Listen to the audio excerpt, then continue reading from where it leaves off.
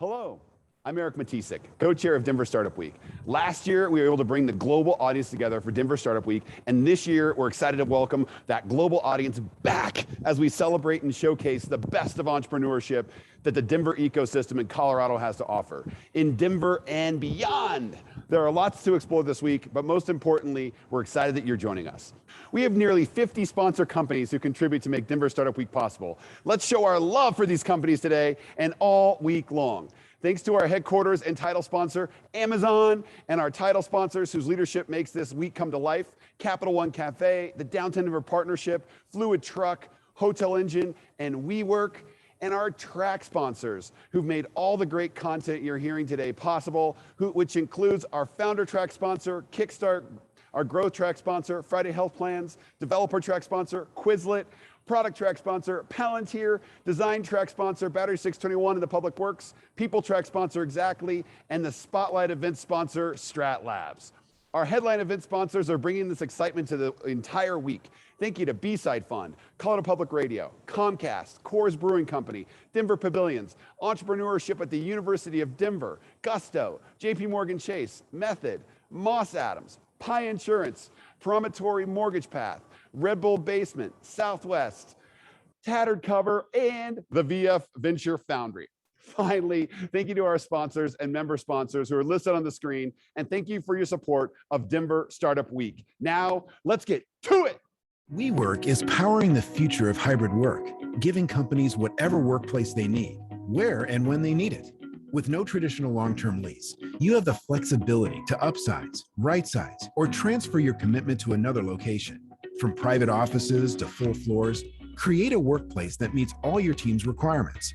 For remote employees, access to hundreds of our convenient locations empowers them to do their best work anywhere. It's hybrid, designed by you, powered by WeWork.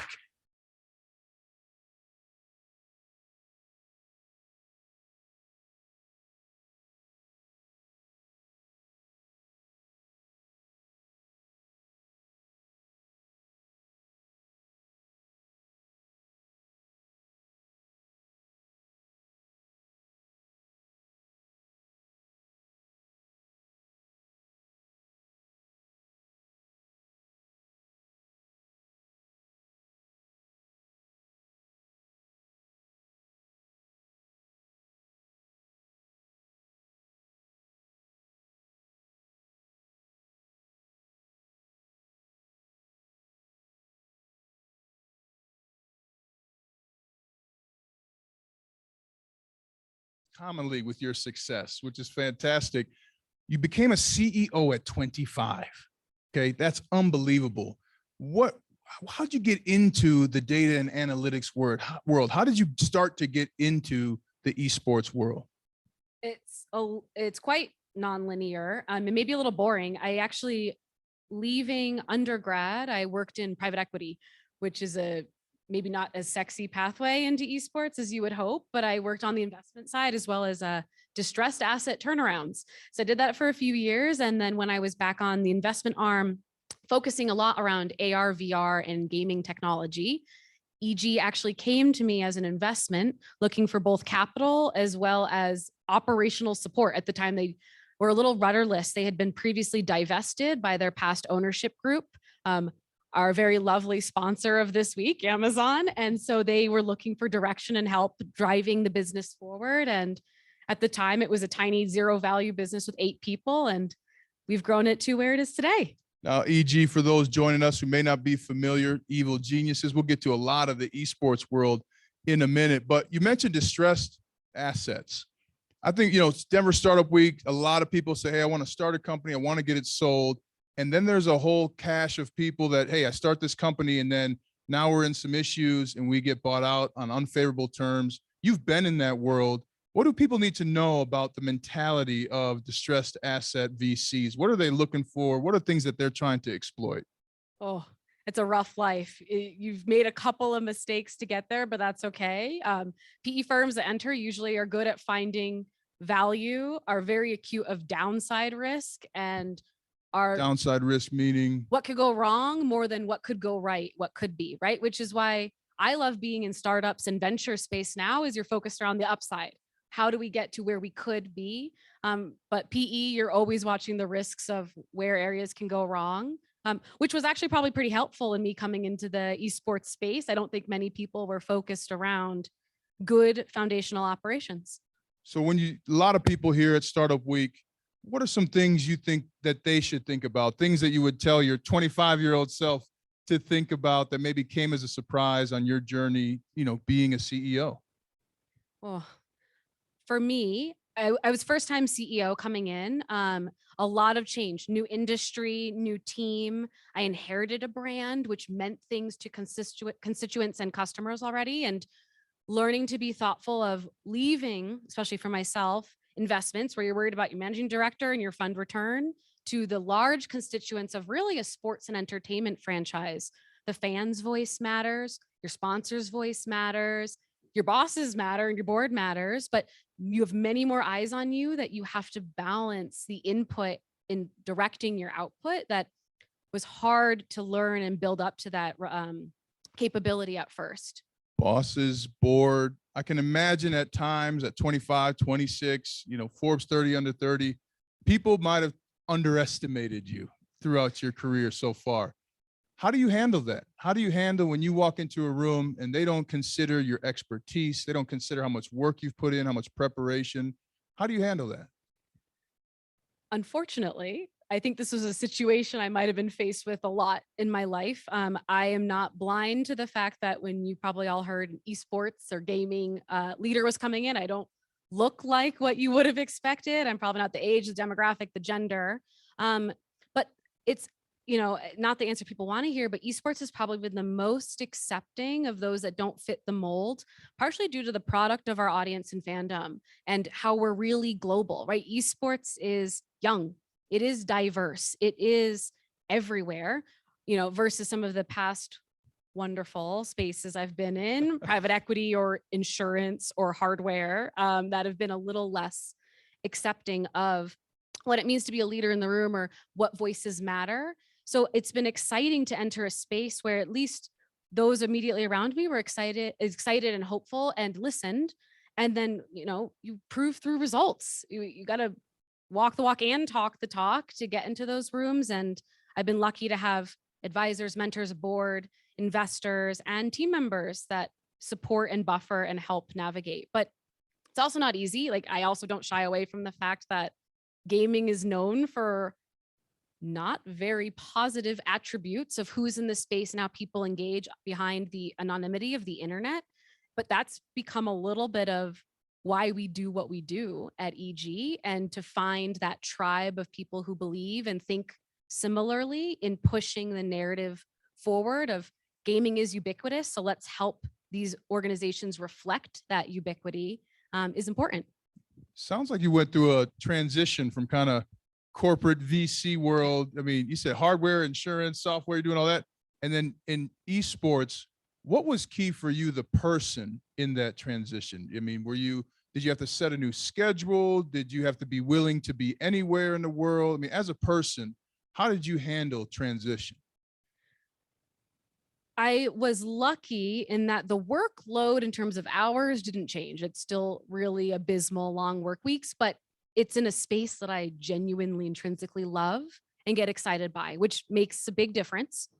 But I don't think I really understood, and everyone in my network that especially has been in leadership positions was like, leadership is lonely. It's lonely at the top, and moving to a new city, not knowing anybody, then a pandemic hitting, and then taking on this work with large responsibility and a big global network of constituents took a while for me to find my outlets, both in terms of mentorship and friends, but also activities. And it's hard when you're, especially early stage EG. When I came in, it was a mess. We had to build from the ground up. We weren't sure if the lights would be on tomorrow, because that's how we were thin in terms of how we were functioning operationally and cash wise.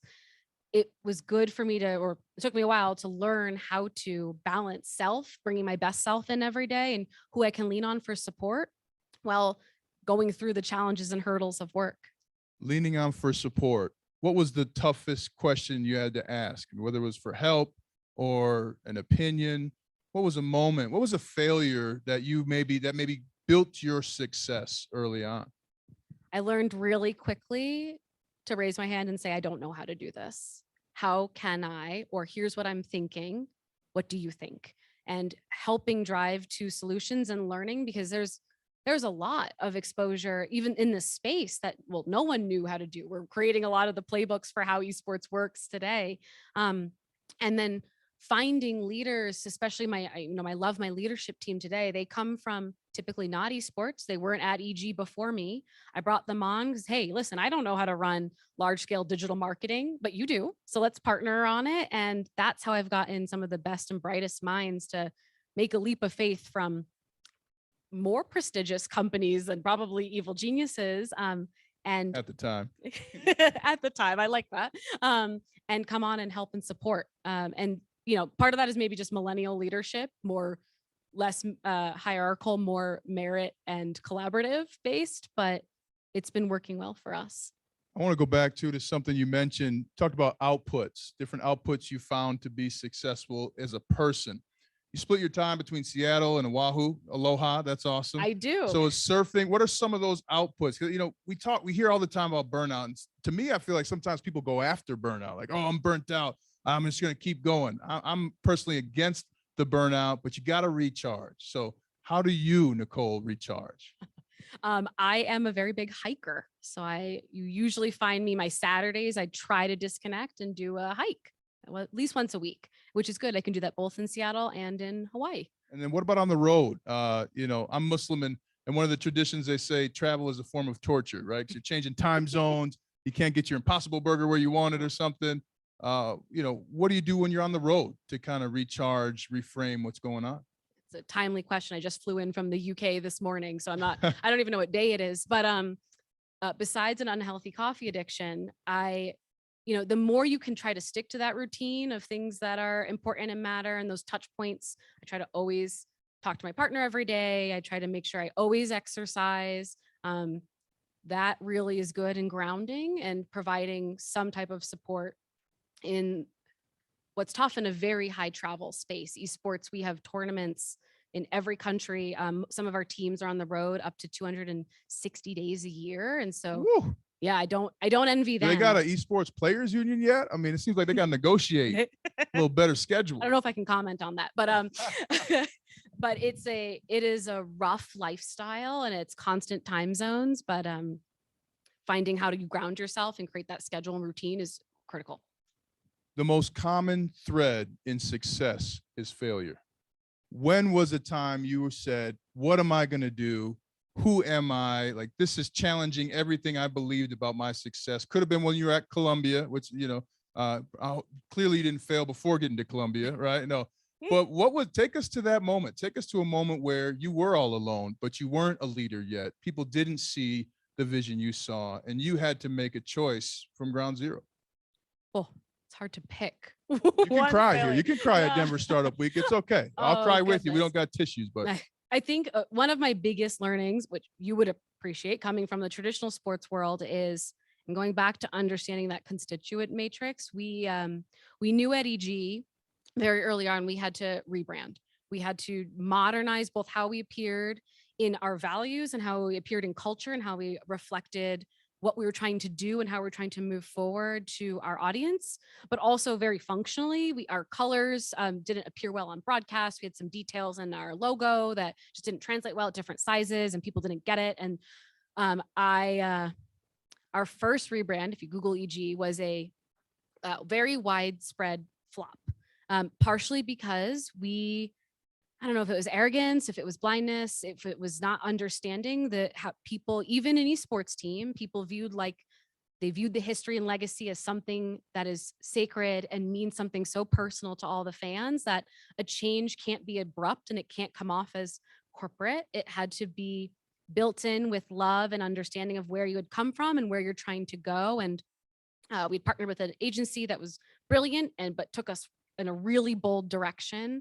And it was a disaster, like bad PR, ESPN disaster. And it was terrible because it had portrayed, especially myself, into the public eye as something that was so counter to what we were trying to do. People said, this PE person came in and smashed the brand and doesn't care. And what are they doing? And they don't care about esports. And it was rough. It was rough on our partners. It was rough on our team internally, felt so demoralized, and realizing, oh shit, this was not thoughtful. It was not doing all of the discovery and the work and the research we had to do. Took months to unwind and rebuild that public sentiment, and then re-release a brand rollout, which ended up being what you see today at EG, a great success because we were thoughtful. We interviewed fans and players of the past. We interviewed our competitors. We did thorough analysis of what should be and what we wanted to be, and we tested it. And it was a challenge. I had never gone through a brand launch and then relaunch so quickly, but it was a good reminder of like who the voices are again in the room and how we need to be thoughtful before making quick decisions, but also not slowing us down operationally, because I still had to move forward with a rebrand that helped us get to where we want to be. What was that time frame between the flop and the rebrand? It was a total of 6 months in between. Wow. Just that quick, you had to flip it around. It became probably 30% of my day, getting us to where we wanted to be, because it was almost critical in both.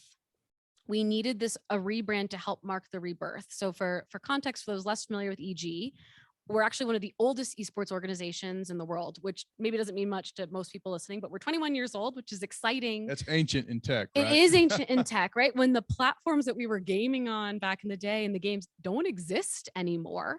And the fact for this brand to survive and thrive and still be relevant as a winner in this space, and that have that brand perception to exist this long, is amazing.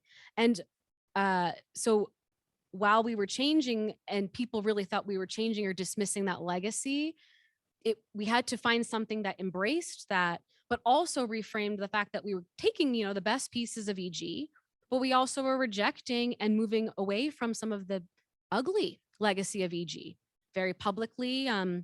Gaming had a Me Too movement, and we had to be really thoughtful of how we engaged in those conversations and the talent we retained and we didn't.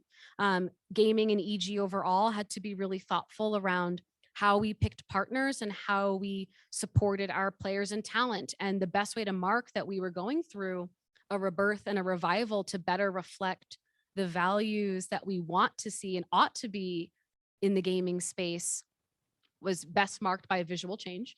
And so we were anxious to get this done because we almost viewed it as a blocker to where we wanted to go after. Well, take a step back, because you kind of mentioned you had to, send your values, market your values, place them in front of people. What are some avenues people should think about? I mean, I think when people have a startup, they think, okay, Facebook, targeted ads, but what do you find was very successful for you guys in terms of getting across those new values and being public with it, with your gamers and with your community? So I know it's such a buzzword today, so I apologize, but I'll flesh it out, I swear. So authenticity is super important. And this may be my hot take for the evening. A lot of companies now love to throw out DE&I. They love to throw out inclusivity. And in esports, what's very trendy right now is, all female teams, or a check the box for diversity versus like, what does this actually mean? And so for us at EG, and so my team will sometimes, it can become a bit of a challenge more than it's like the path of more resistance, but making sure everything we did and how we represented ourselves were things we were actually doing in the company. And so that started with really unsexy stuff for the space, and maybe head rolling annoying for those watching at home in more mature companies, but like adding things like maternity and paternity leave or wellness programs. I think we were one of the first in esports, and the unsexy back office infrastructure to ensure we could bring in different talent to back office or front office staff was important. And then we even did things that were, again, novel for the time. All of our athletes are full-time employees with health benefits and a 401k with match, and things that you don't find in other esports spaces. Their contractors paid predatory rates because they are seen as fungible assets. We disrupted and tore down the gaming house model, where people are always like, why aren't there women in esports? Well, they put their athletes in an Airbnb for 6 months of the year, who had to live together and train in the same room, and there's no separation of work-life balance. No wonder you don't get women. No wonder you don't get multi-generational talent. So we really, and I'm lucky I have investors that have supported these things that also cost money, but enabled us to operate with an inclusive lens. And then, of course, then we can go out into market and say we care about these things. That's just one example of what we've done to create a safer community in the gaming space, but it matters to us. So making sure you're authentic, especially with the added lens of what makes the esports audience so interesting is we are young, we are savvy, we don't like being advertised to, and the fans respond well to this non-traditional mode of engagement and very shared values forward brands. So it's important for us to make sure we talk or walk the walk. One last question before we start diving into the esports. And I cannot wait. You know, I've learned about esports the ancient way, I say, so we'll get to that in a second. But you talked a lot about DEI, walking the walk, right? Having those conversations, giving those benefits. Some advice for those either in a startup or in a company. How do you have those tough conversations? How do you say, guys, we're only checking the box here. We're only paying lip service. I think a lot of people are either in that check the box lip service place, or they're trying to figure out on the fly how to really be behind the values that they've put out publicly. How did you have those tough conversations, or what advice do you have for people to start having those tough conversations in their companies?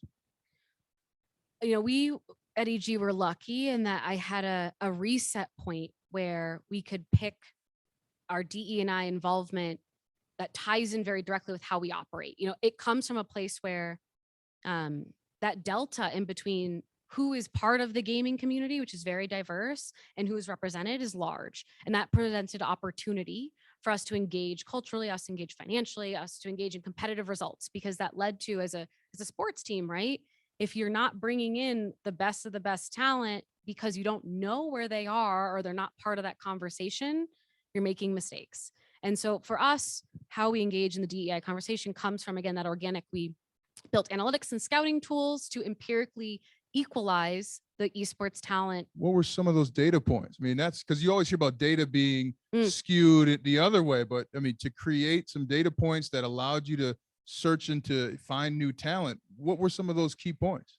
So it's interesting enough, despite being a digital platform on a digital medium, gaming, esports analytics is like 15 years behind baseball, right? Which is confusing.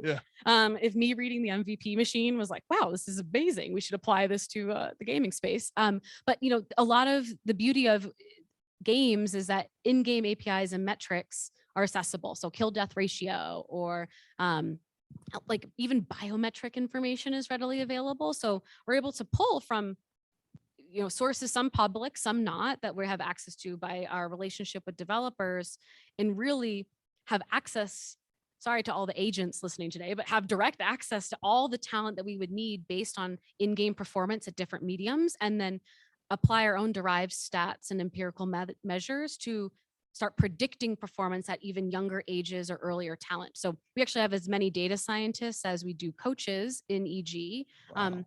They all work under what we call our innovation team, but it's gaming plus technology and data science essentially. And that's how we operate athletically. That's how we brought in this year's League of Legends Rookie of the Year. That's how we've scouted unknown names that no one's heard of. That's how we built the first ever mixed gender roster in a first person shooter. It's through empirical scouting versus the who do you know or who does your friend know, which tends to be the same type of person. Wow. So that's another example of like authenticity with DEI. We're not trying to just throw a woman on a team because, yay, a woman.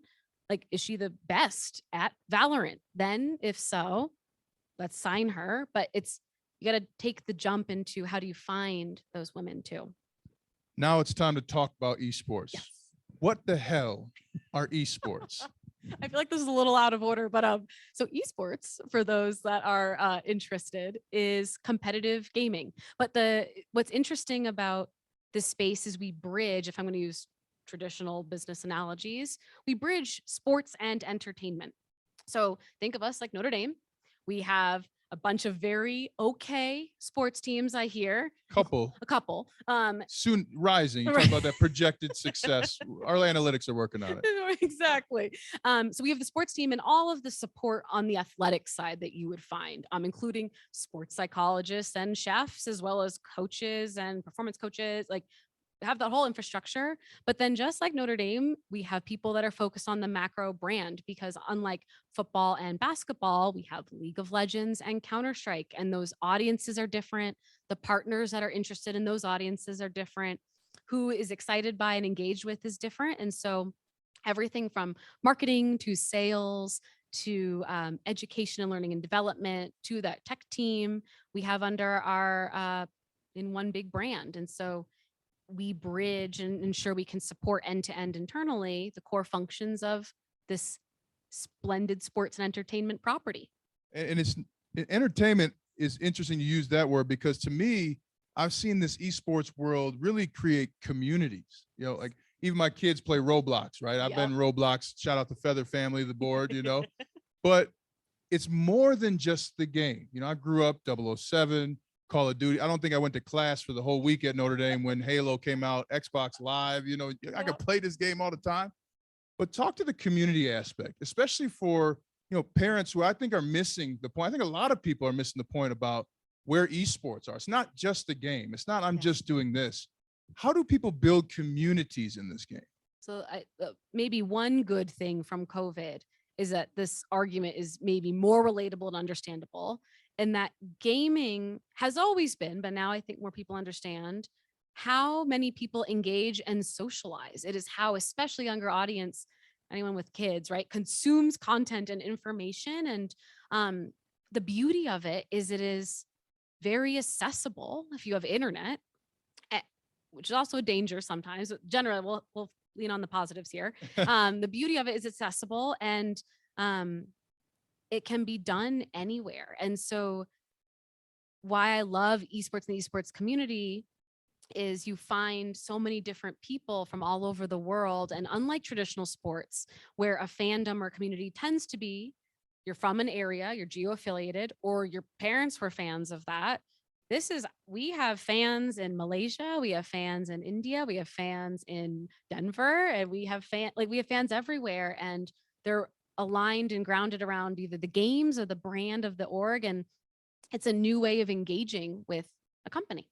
One of your fans here in Colorado is the governor, Governor Jared Polis. He's a League of Legends fan.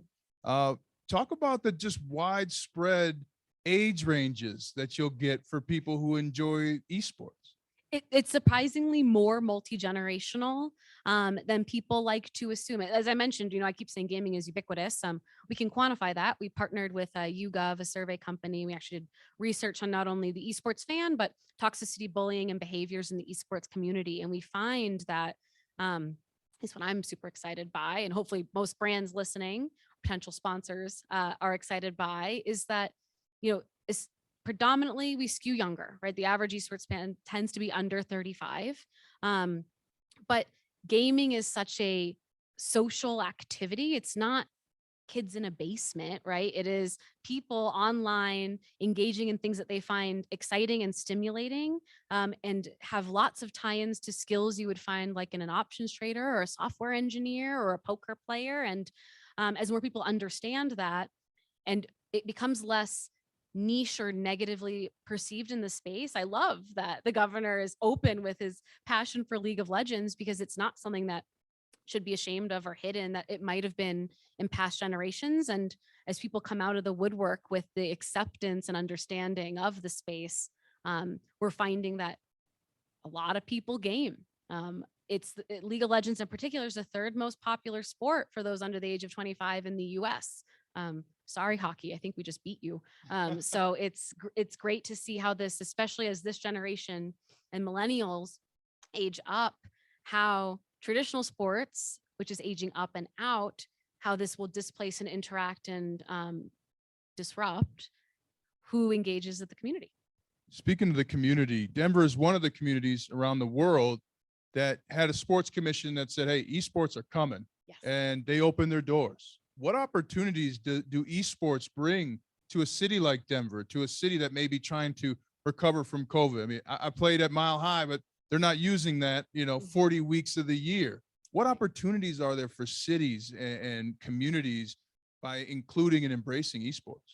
Yeah, it's actually very exciting that Denver is so forward thinking in this, because not only can they help shape how the space develops, but also if you think of why gaming as an industry skyrocketed during COVID, and going back to the traditional sports analogy, like we're not geo affiliated, which leaves opportunity for development as well as building a brand fandom. And the brand could be Denver, especially for a area already known for its tech progressiveness and its progressive just behaviors and culture. Why aren't there more esports events in Denver? Why aren't there curriculum built around Denver in the schools? Like, there's so much opportunity for people who had previously never been or never visited to engage. And the fact that they're already talking and thinking about how to host and how to support the live events side, as well as the brand building digitally, is exciting. I don't think any other city has done this yet. Just give us an example, because I know, some of the top gamers, 13 to 16 million people will watch and play a game. Cristiano Ronaldo, 9 million people watch and play soccer, right? He's the most famous soccer player in the world. Denver has an event. How many people from the community of esports are going to come to Denver, rent hotel rooms? And what's that audience look like? It can be quite large. I'll throw a little factoid. After this week, it's a bummer. The live audience just got closed due to COVID, but there's a tournament called the International, which is a large Dota event. The prize pool this year was around $45 million. And for the winner? Distributed amongst top 6. $45 million? Yes. I played the wrong sport. I know, I'm sorry. But last year, when it was hosted pre-COVID, it was in Shanghai at the Mercedes-Benz Arena for a little over 30 million. The arena sold out, which is 30,000 people. There were scalpers in the street. I don't know if I should advertise that, but like the resale market. It's part of sports, not your fault. The resale market was insane, and people had tents and had taken over the city essentially in wanting to go to this event. Romania right now is struggling as all these people arrived and now have to go home due to COVID, but it has boosted tourism. Hotels are sold out in Bucharest, and that's only the in-person viewership. That doesn't have the 600,000 to over a million concurrent viewers that could watch at a time. And a good bottom examples, we hosted a US collegiate tournament on our own channel, which is college students. So think pre-amateur in the scene, peaked around 30,000 concurrent viewers online. The application for a place like Denver to host these events and bring in thousands, if not, tens of thousands attendees is great. And some cities have already done this a little bit. I know Austin's been pushing, has a large event coming in the Counter-Strike scene later. The Barclays Arena is known for being a hub for a lot of events, but these large scale events draw a lot of fandom and viewership. And then you add that very global digital viewership. It's competitive to many traditional sports and events. I can hear the producers that I work with traditional media, so to speak, CBS, right? I say, well, how many views after? Because it's not just the concurrent watching, right? I mean, those 30,000 people watch in the building. You maybe have 100, 600,000, as you said, watching from home, but then they rewatch it and watch it again. And it goes out on Twitch, which I think Twitch is going to eclipse ESPN here in the next 5 to 10 years. I mean, what about those numbers? What about the behavior after the event? The secondary market or viewership market for these events is super interesting because, people really engage with the content, and unlike linear TV distribution channels, digital streaming, you can clip it, you can share it. It's really easy to spread and engage more viewers. And so, e.g., we are just a team in the ecosystem averaging around 70 some million views of our video content every year. What? Yes. Wow. You haven't gotten bought out by CBS yet or Viacom or they been called? Oh, okay. No. Proprietary information does not need to be spelled. No. But that's that you call it the secondary market. Wow. Up to 70 million. So where does this go? Where do esports go the next 5 to 10 years in your expert opinion? Well, it comes back to the business side of it, right? Which bear with me, so my private equity hat coming back on, but the space historically wasn't well funded. It wasn't well understood. It was very grassroots in its development. And recently, traditional or institutional investors have come in, which enabled rapid scale. But I think the general problem that all teams, at least in my side of the ecosystem, the organizations are trying to solve is the path to revenue support. Because I think the struggle is our player costs reflect those of a traditional athlete, but the monetization methods in traditional sports, direct sponsorships, media rights, league revenue share, is not at the magnitude to really support these teams. So that's where the entertainment lens and the innovation lens comes in, of how do we diversify revenue streams while staying true to our core product and bringing in partners that support that vision and understand the space. That's going to be critical, and finding partners, whether it's corporate or university or institution, to help drive that forward will help the space mature and solidify and be more accessible and understood going forward. But we're just at the cusp. I've only been with EG a little less than 3 years now. And the development has been a huge stepwise function for us, almost exponential. And I'm excited to see, with even more people at the table and more interest, even conversations like this today, I don't think I could have envisioned for esports 3 years ago, will only help us continue to become a global and universal staple in sports and entertainment. You mentioned innovation and revenue streams. You partnered with Coinbase. If you weren't just being a pioneer in esports, now you're a pioneer as a sports president, CEO, and adopting, digital cryptocurrency. Where did that come from? Where did that joint partnership with Coinbase, where'd that begin for you? So Coinbase is one of our wonderful partners that helps keep the lights on, as I mentioned earlier, with that Thank you, direct Coinbase. sponsorship. Yeah, Yes. But I think in this situation, like attracts like, and Coinbase in the cryptocurrency space, also innovative, also disruptive of how do you bank, them being our exchange partner and having similar struggles and business problems to solve, where how do we create brand affinity when our product is not well understood, or even negatively presented or understood in certain age demographics, right? Crypto has similar struggles to esports of, what is this? What do I get into? Is it real? We were excited to partner with them because we function almost like a creative arm, where we're not creating ads for Coinbase. We're authentically embedding them in what we do and how they interact with our fans, helping convert people to their exchange and wallet. So does that mean I want to watch a certain type of event, I have to pay, and I can pay with Bitcoin, or I can pay by credit card, or how does that kind of work in the some things ecosystem? like that? Or you can watch, I'm going to do a terrible sponsor plug. Like you can watch our Moneyplays content series, which Coinbase sponsors, and we have unique behind the scene lens of our players and their best in-game financial moves, which they support the production of, and gets thousands of viewers per episode who get excited and are then aware of the Coinbase brand and able to sign up for a Coinbase account. Giveaways of cryptocurrency or supporting cryptocurrency engagement in our fandom, all different, again, unique ways to help build that brand in our coveted community, because the esports audience and fandom is hard to advertise to. They don't watch TV, they don't watch ads, they don't like being sold to, and they care about values. Partnering with Coinbase that's similar to us is a natural and easy way to progress and engage them with our audience. Putting your VC cap back on, I mean, how much easier is it to get a wider dispersion of brand awareness? If I said, hey, I want to go on and partner with or be a sponsor of one of Evil Genius's athletes, versus saying I want 30-second spots on terrestrial television, right? I mean, is there more value in the esports area for brands to build awareness? I think definitely, because it's not very saturated. It's not like NASCAR where you walk in, you expect to be slapped with ads. But it's also new space. So types, like, especially we do a fan survey every year with Nielsen, and esports fans, because they understand their space is growing and developing, they actually tend to be more attracted to and excited by partnerships, because it shows them, especially if it's done well in the integration, these are people who like what I like and want to help it grow.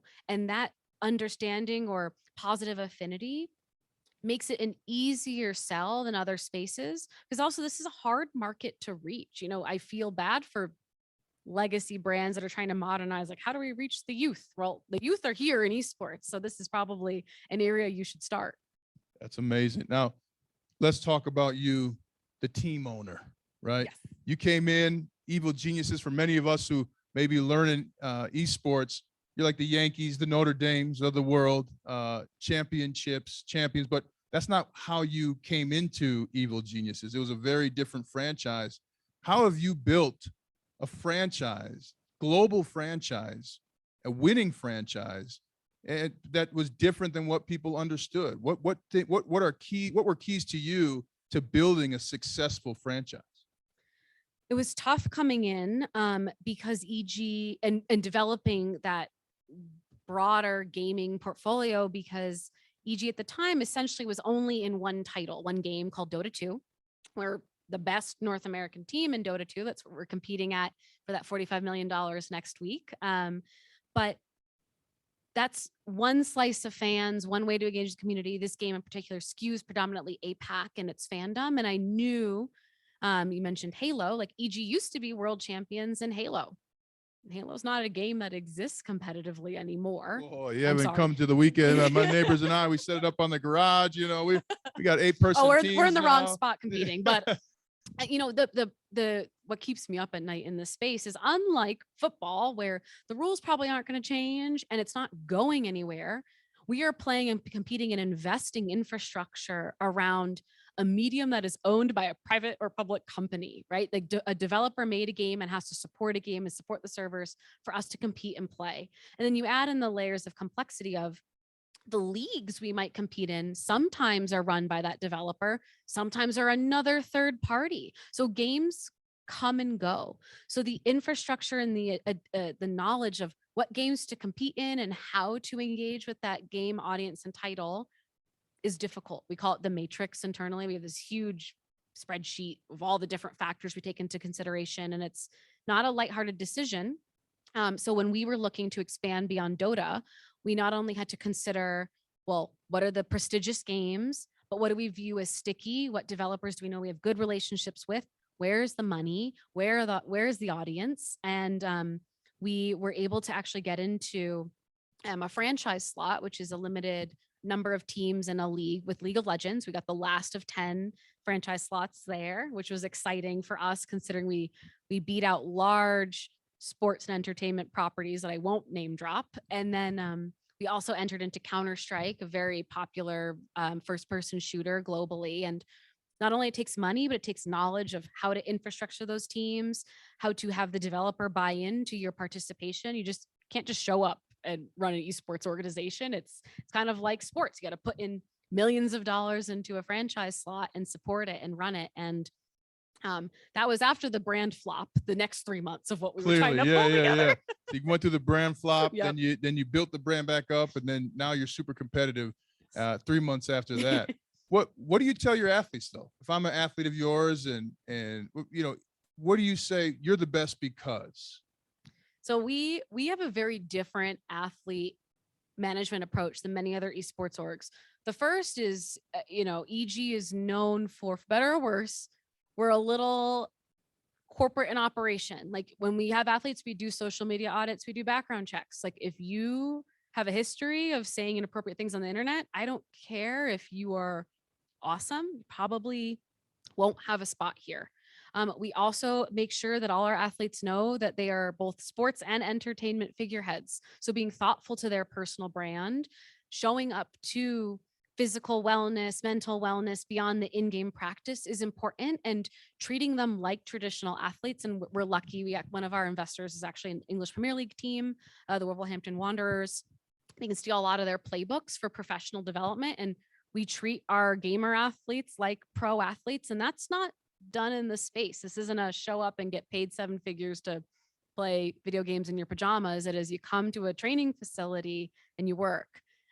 Work to be the best, because we want to be a sticky and tenured championship brand like we've been for 21 years in the past, and we want to scale that. So the whole be a good person and be a good winner is very prevalent in how we operate, and it it's created a bit of a reputation for better or for worse, but we never really struggle in bringing in talent. So that's good. And it's also given us a really big leg up in young talent or first time starting talent where parents feel safe bringing their kids to school and know, okay, if my son or daughter will go to EG and they'll still get their homework done and they'll still be a pro and they're going to eat reasonably well. And those things matter. What's the training look like? I mean, what's that day? Because you say training, I'm like, okay, we talking like thumb reflexive, really, thumbs moving quicker, hand-eye coordination. I'm working on my posture, my seat, but walk me through, I know what it looks like in the NFL from 6:45 a.m. to 6 p.m. What's it look like in the esports world for an athlete? Well, the first biggest difference is the day is a little different versus not 6 a.m., but more like noon to late night. All right. Just due to the nature of either time zone of competition or where we are. But there's some variation by game. Some game fast click reflex or is very important to train, and they run drills, they run map practice. Some games it's a lot of mental, like understanding if a patch comes and in-game item builds change. Sorry if I'm getting way dorky granular no, we here. need to know. We need to know. They have to study, they have to practice. And so timing, reflex, posture, like we take ergonomics really seriously. My posture. And esports players' tenure is short, tends to be around 6 years on average because carpal tunnel, back pain, eye strain. Really? It's under supported by a lot of organizations, especially in the past. So we make sure they're really thoughtful, as well as how you feel. Like these are still team sports, how you get along, how you socialize with your teammates. Doesn't matter if it's face-to-face or behind a headset, is critical. And that quick communication, risk decision-making, it's all very mental as well as physical in different ways. And so it's important for us to practice those. And it tends to be a pretty grueling 12-hour day, 7 days a week. And then you add in travel. Wow. What's the PTO? I mean, my goodness, how much time do they get an off season? Is there an off season?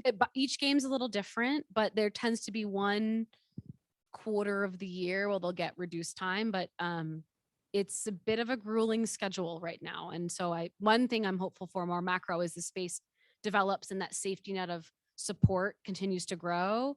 The player lifestyle and lifestyle support will also be focused on and better sheltered, because a Counter-Strike team, for example, gets about a month off a year, which is not sustainable. It's why they're paid the way they're paid, but it's also why there's short career tenures, as well as a lot of focus on things of what do I do after.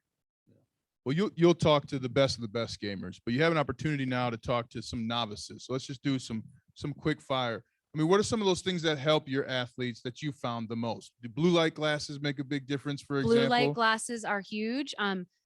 Interesting enough, hand warmers, like playing on stage, fast click movement, the more they can keep their hand muscles warm is like critically important. Yes, as well as what we try to instill is good sleep. Hey, that's the number one performance enhancer now in sports. Yes. Sleep. Mm-hmm.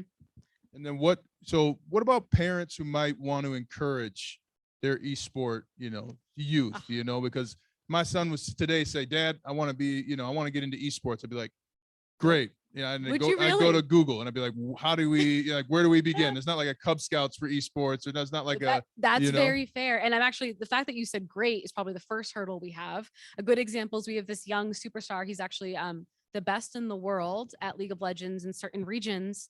And when I was speaking with his parents a year before we wanted to scout him, they were like, oh, wait, is that what he's doing on the computer all day? They had no idea their son was the best. And now has signed, 6-figure contract out of high school to compete for EG. And so the first step is probably parental awareness of opportunity, which we realize is a struggle and a problem. I'm sure there's people listening right now going, what in the world? I would never let my kid be a professional gamer. And understanding there is a career pathway that teaches you transferable skills and brings pride and engagement to your child and their fandom is something that teams want to support. And so we actually we do kids summer camps where we have a parents can join component of what the F is esports, right? And we focus a lot on making sure they understand the benefits, the programs, the packages, have many faces they can reach out to ensure, especially for young kids traveling globally or internationally, it can be scary for parents. And we make sure every team has a handler that the parents know, and we really bridge that access and touch point to ensure safety and professionalism is always there. That's not all esports teams though. We're a little Only the best. only the best. But it is a hard area to access in that the whole agency and like scouting market isn't as developed in pro sports. Like we're trying to build that pipeline where we can have connections with universities or K through 12 schools where we can find and scout. But a lot of that goes into our direct scouting and recruitment through that analytics. What are some of those transferable skills? You mentioned that a couple of times. I'm sure a lot of kids will be, hey, I want to tell my parents I can do this, but even people around the periphery. I mean, here at Denver Startup Week, you have large institutional investors, you have, mid cap, small cap startups.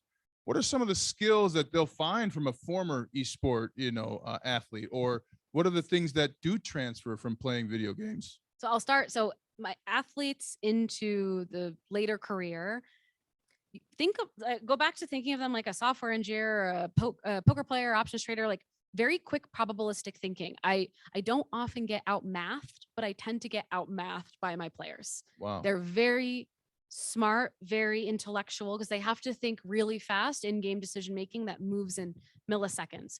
They also tend to be really, while they might not be great in front of the camera due to shyness or lack of public speaking practice, they're great effective communicators. Again, you have to rally people quick in moment in game to engage and act. Again, in terms of seconds. They also tend to be really focused and tenacious. You are playing a game, the same game, for hours and hours and hours. And that work ethic, that grit, those are like transferable skills that many people who love to recruit former student athletes, you should also put esports players into the mix.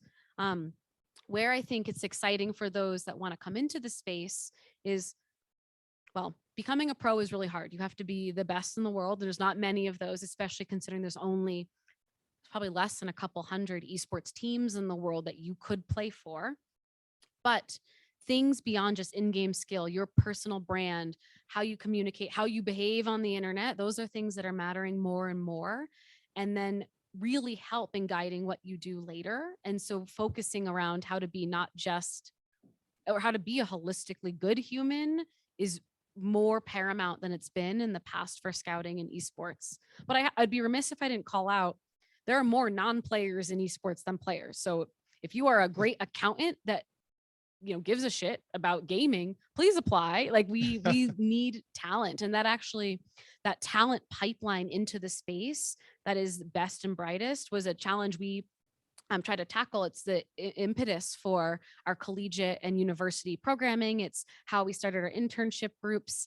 And if you are a smart salesperson, if you're a smart marketer, if you're a smart software engineer, you probably have a role in esports. And it's okay that you're probably not going to be a pro athlete, like just like any college student. You probably don't decide to become an NFL player in college, maybe miss that curve, but you definitely have jobs and opportunity here that are competitive and long career path paved. When you say you, that means anybody. I'm going to grab my phone here to get your Yes. quote right, because I love this. Oh, no. And literally it works in tune here. To clarify for the people in the back that didn't catch it the first time, I don't care where you came from, nor your creed, gender, religion, class, past industry, or sexual orientation. If you are the best of the best, you have a home here at Evil Geniuses. Those are your words. So everybody is welcome when it comes to esports. And you see that in our talent and our staff. My leadership team, some of the best innovators and curators of the esports, one is endemic, right? From the gaming space. I've pulled people from Red Bull, from Citadel, from the NBA, from creative agencies, and even our players. Like we are okay ruffling some feathers. We're okay with the fact that we had a mixed gender Valorant team. We're okay with the fact that we have the best fighting games player in the world that is a Black non-binary furry. Like we will ensure to make our space inclusive for the variety of excellent humans, for those that are excellent. I think I know the answer to this, but does being more diverse and welcoming people of different backgrounds make you better? Oh, yes. Oh, shocker. Amazing. Amazing. And I know too, you and I have talked a little bit, but women in esports. There's a lot of places for women in esports beyond just being a gamer. Where did you find opportunity, and where would you see it now if you were a woman entering the esports world, or anyone entering that esports world? It can be tough at times because there's still some social prevalence that makes it feel like women shouldn't be here, which is disappointing. Like, for factoid, like, I actually was the first female esports CEO, first woman of color esports Ever. CEO. Yeah. And youngest. And so I feel like I've gone through the trials and tribulations of trying to find your tribe in those spaces, but there's a lot of amazing innovators and leaders and thinkers in this space. It's just, you have to go to a place that supports you for you. And I would challenge women who want to be in the space, come, but don't go to a place that doesn't know your worth or treats you well, that just perpetuates bad behaviors, and you're not worth it. And I think as more teams and organizations and third-party companies really try to support the esports and engage the esports ecosystem, you can find great places to find mentorship and support. Sorry, another plug, but like, I'm on the board of a wonderful organization called The Gamers, which is a female focused gaming community that gives awards every year. So best esports visionary or best esports creative tends to be towards women. And there's a lot of places as well as teams that are focused on women inclusion. Riot Games has done a great job at having women's competitive series in Valorant and now in League of Legends to support these athletes entering the space and finding their home. So it's definitely come. Don't be scared by what the internet or Twitter might say up front, because there's room for you. We got about 2 minutes left. You're a pioneer, first of the first, in many of the first areas of being first.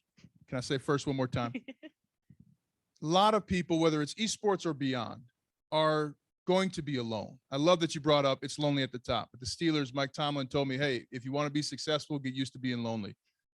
What advice do you have for somebody who says, I have an idea, I'm working towards something, people don't see it, but I do? What do you encourage them to do? Go at it is such a terrible piece of advice. I'm trying to think of a way to make that like better, but there is the realities of, a great piece of art, if not seen by anyone, shoots itself in the foot. That was a terrible, I don't know if that was an expression that I took off the rails there, but you finding and going out, that networking component is critical. And the beauty of esports or any ideas with digital social media, people tweet at me, hey, I want to have a job, but I have these skills. Where do I go? Like, people listen, people respond. Leverage your resources, leverage your community, and don't be shy to be bold around, hey, I have this idea. What do you think? Who do you know? And people tend to be good and want to help. But you have to be proactive in getting yourself out there and putting pen to paper around it. Well, thank you, Nicole LaPointe Jameson, for joining us. I hope you all enjoyed this, one of the many great sessions here at Denver Startup Week. Continue to watch, continue to participate, continue to fail. Nicole and I talked about failure leading to success before we got on here. It was an honor to share the stage with you. Thank you for all you've done for the tech world, but also for all of us watching what we are capable of when we watch a pioneer like yourself. Thank you so much. Thank you for having me.